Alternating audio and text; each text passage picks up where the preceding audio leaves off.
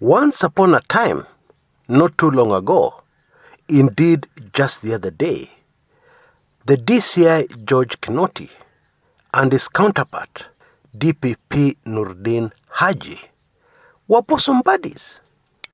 I believed I called them on this channel the crime-busting twins. And Kenyans were delighted that for the first time in our history, the Directorate of Public Prosecutions and the Directorate for Criminal Investigations were working together, cooperating. Kenyans could see real teamwork. All that has now changed. It is very clear it has changed. The honeymoon is over. Zile maswiti zimeisha. And for older Kenyans, it seems we are back to the old games. The old games that had completely paralyzed these two key public offices from executing very critical public services. In a nutshell, what used to happen is that investigators would hand over a file to the Director of Public Prosecutions. And that would be the end of the story, the end of that case.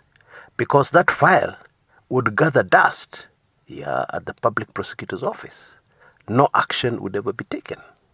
And because it is not possible to prosecute without an approval from the Public Prosecutor anywhere in the world, the DCI would say, our hands are tied. In those days, the CID, our hands are tied. We have completed investigations. We have handed over the file to the Public Prosecutor, and he has just sat on the file. And the Public Prosecutor would say, I'm not going to take to court a case that I know I will lose. Hapa hakuna evidence. And then somebody reminded the DPP's office, what you're supposed to do instead of sitting on the file, send it back with notes to investigators, to the DCI, so that they can take action and create that case, which you think is solid enough to be successful in court. And then that too didn't seem to work, because the instructions being sent back to the investigators were very difficult, some of them impossible to fulfill. So end of case. Still. Now we know in the old days that there were political games being played. Because this thing was not happening to small offenders, or people who are not known. Chicken thieves were being prosecuted at record speed, still are. But any case involving political heavyweights or involving people with connections with those political heavyweights went absolutely nowhere. So, what is really going on between Haji and Kinoti? For weeks now, there have been rumors that all is not well, that there's something going on. Or to put it in a Kenyan way, iko shida na hiyo ndoa. Hawa walikuwa napendana lakini sasa, iko shida kwa hiyo nyumba. Hiyo boma iko na shida kubwa sana. And many people are denying. But a few days ago, a scene played out in court that left no doubt whatsoever that things are different. Things are not the same. Honeymoon imeisha. The managing director of the cash-rich parastatal called Kenya Ports Authority, Bwana Daniel Manduku, and the Kenya Revenue Authority, KRA, Commissioner in charge of Customs, Bwana Kevin Safari, were in court. And charge sheets had been duly prepared by the DCI. But then the chaps from the DPP office refused to register them. And then, to the utter shock of everybody, tempers suddenly flared between these two government departments. And of course, the hands of the court were tied. There was nothing they could do. Because without a properly executed charge sheet, with these two departments talking together and agreeing, there was absolutely nothing the court could do. So the two suspects were set free. Wah, wah, wah. Now, in case you've forgotten, this is even more serious because it endangers taxpayers' money. How so?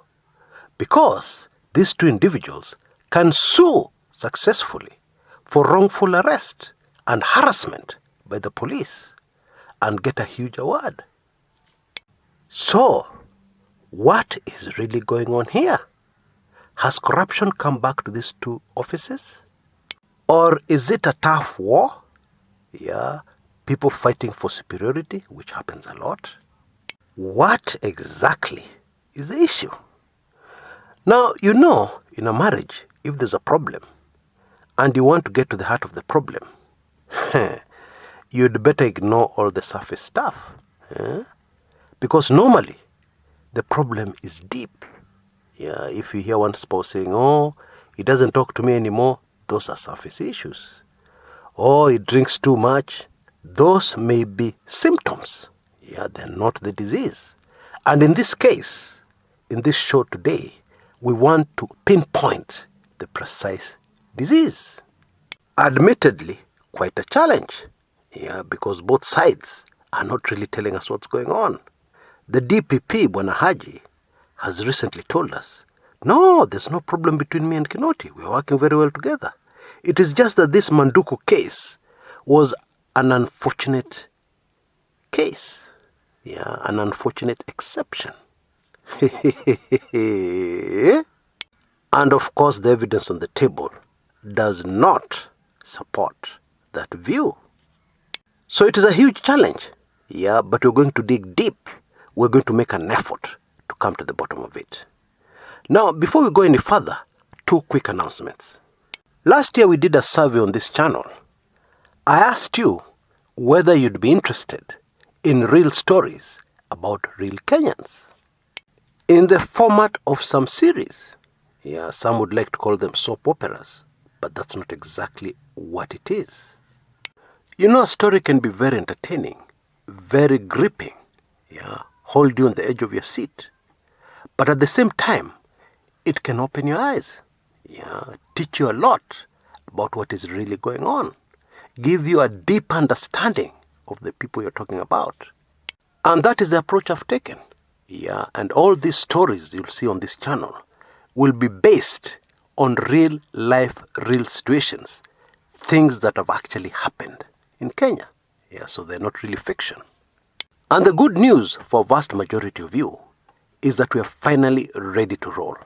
Yeah, the first episode will be aired on this channel later today. So that's something to look forward to. Get entertained, but it's all for a better Kenya. And the reason why I've made this announcement is that I want to tell hard-nosed politicians on this channel not to worry. Yeah, we'll continue our political commentary as usual. And so it is perfectly okay for you to completely ignore these soaps, if you want to call them that. Second announcement, very quickly. Hii maneno ya China. Yes, iko kitu. Yeah. And after some thorough work, I have released a sensitive Club 1999 video giving you guys information of precisely what is going on. You won't like it. It is alarming. Yeah, and that is why it is a sensitive video. Yeah, more information on that towards the tail end of this video. So back to Haji and Kinoti. I had a woman giving marriage advice the other day, and she said something that hit me very hard. In fact, I'm still digesting it. Yeah, but the more I think about it, the more I think she had a very important point. This is what she said. She said, never marry anybody who is not in your class. No spouse should ever consider getting married to somebody in a different class. Why? Because somewhere down the road, somewhere down the road in that marriage, there will arise differences that will be impossible to reconcile. Now, although this is the saddest thing I've ever had, those of you who know me well will know that I look down on classes. I mean, it doesn't matter. It shouldn't matter. But think about it for a minute. Who are your closest friends? Simply put, your closest friends, the ones you gel with the most, are people who came from the same ghetto that you did, if I can put it like that. Now, the reason why I bring that up is that I remember distinctly, at the beginning, when we were shouting praises at this marriage, when we were calling these two the twin crime busters on this channel, somebody told me those two are too different to work together for a long time. I, of course, knew what they were referring to, and you will know in a minute. But I brushed aside that comment. Ridiculous. Not relevant. I don't agree.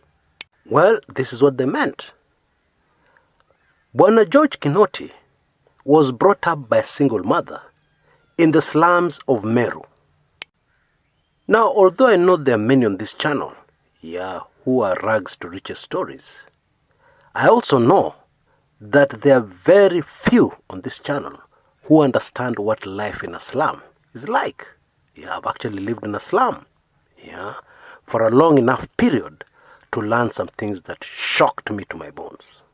Anyway, in sharp contrast, Bwana Haji was brought up in a very famous and wealthy family, the Haji family.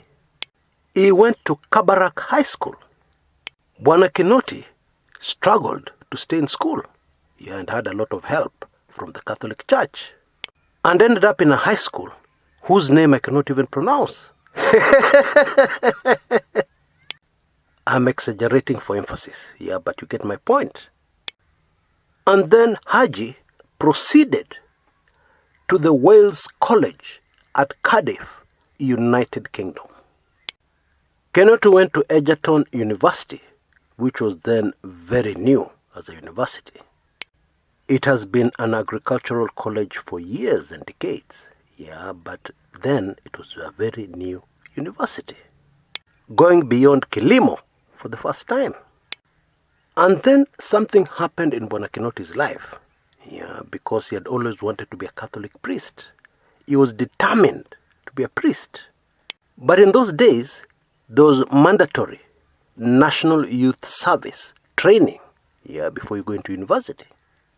And so the course of Bwana Kinoti's life was changed forever, at the NYS, where he got a liking to join the uniformed services. And so he ended up at Kiganjo Police Training College. And then on graduation, Bwana Haji got a plum job with the National Intelligence Services, NIS, and continued with his comfortable life. On the other end, Bwana Kinoti was fighting serious crime, and in his effort got 35, oh yes, you heard me right, 35 bullet wounds on his body. In fact, in one instance, thugs sprayed bullets at him, and people were sure he would never recover. But Bwana Kinoti is a very prayerful person. I'm told to date. He prays. And don't start giving me that religion nonsense. Man-made. That, he belongs to the Catholic Church. He's not a Pentecostal, blah, blah, blah. Hapana, sinipatie hiyo. Man created religion. God listens to every prayer. In a nutshell, Bwana Kinoti has struggled against the system, mostly a very corrupt system, because this is a very upright and straight man, very principled man. In many ways, he reminds me of my late political lecturer. So Bwana Kinoti has struggled against the system, while Bwana Haji has been at the very worst, at least comfortable with the system. Now, don't get me wrong. Both these two people, their intentions are good. They are fighting for a better Kenya. And I want to believe they are very sincere in that objective. Indeed, I have not seen any evidence to suggest otherwise. However, destiny has brought them to their respective posts at a very difficult time in our history in those departments. The situation is such that what they are trying to do to bring about change in Kenya, to overturn the corrupt cartels that have had their roots deep in the Kenyan society for decades, that task they have to fulfill, or at least try and fulfill up to a certain extent, is very difficult and requires them to be very close and to work very closely, closer than usual, to ever get anything done. That is the truth. And anybody who studies psychology will immediately tell you that the backgrounds of these two individuals are just too different, that it has to be an obstacle. I'm not saying it will completely finish them in terms of them achieving the objective. No, I'm just saying, at least, at the very least, it has to be considered as an obstacle. Because they're human beings, subject to human nature. Now, the information I had is that the DCI took this KPA and KRA case to court while knowing fully well what the position of the DPP was on this particular case. Bwana Haji's office was of the opinion that this file needed some more work. And Bwana Kinoti's office was adamant in saying they had done 100%. They had completed the investigations. There was no further they were going to be able to go on these particular cases. I believe what is also very relevant here is that last month, around 13th of January, DPP Haji had a private meeting with the president. And it is said that at that meeting, the president emphasized that he wanted to see successful prosecution of high-profile cases. The president wanted to see an end to the embarrassment of the office of the DPP and indeed the government of high-profile cases seeming to go nowhere. Yes, people are arrested and they're charged in court, but then from there, it seems that the case goes nowhere. Legal experts are very critical about the lack of evidence. So maybe, just maybe, this was the pressure Bwana Haji was under when he considered this latest case, the Manduku and Safari case. But then, the DCI will probably not take that as an excuse. Why? Because they say this particular file was handed over to the DCI, wait for this one, last year in November.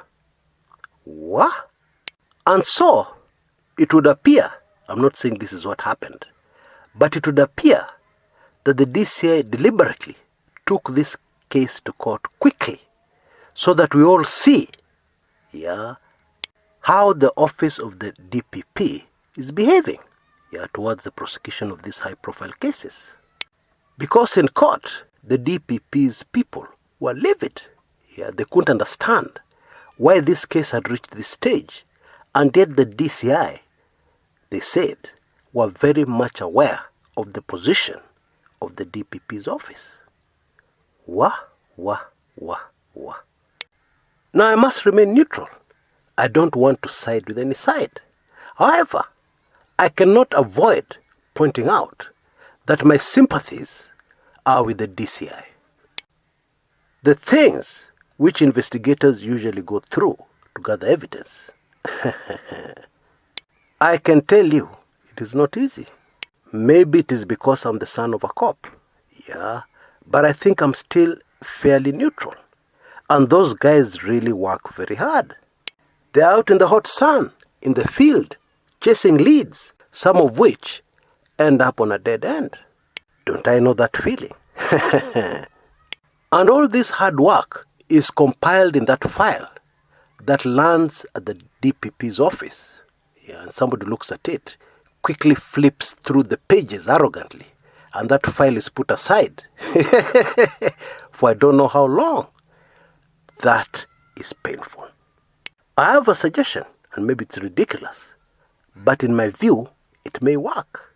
The fellows at the DPP's office need to be taken to the DCI for some kind of orientation. Let them spend about a week there and see what happens and see the process of evidence gathering.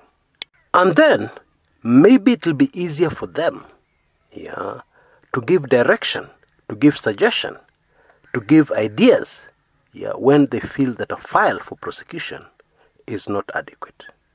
Because this thing of just dismissing a file of evidence arrogantly, or even if there's no arrogance, not giving concrete suggestions, concrete ideas on how it can be improved, will not help anybody. The hope and prayer of many Kenyans is that this marriage, very important marriage in Kenya, in our justice system, will be repaired, that there will be reconciliation, that a way will be found for the two to work together. Otherwise, as a country, we are done.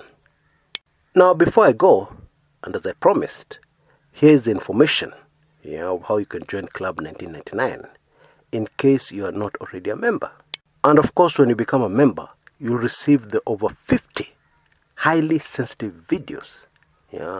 That is apart from the latest one, which is on these Chinese manenos. And I'm afraid the information I handled in that Club 1999 video is so sensitive that I cannot even give you a summary on this public channel.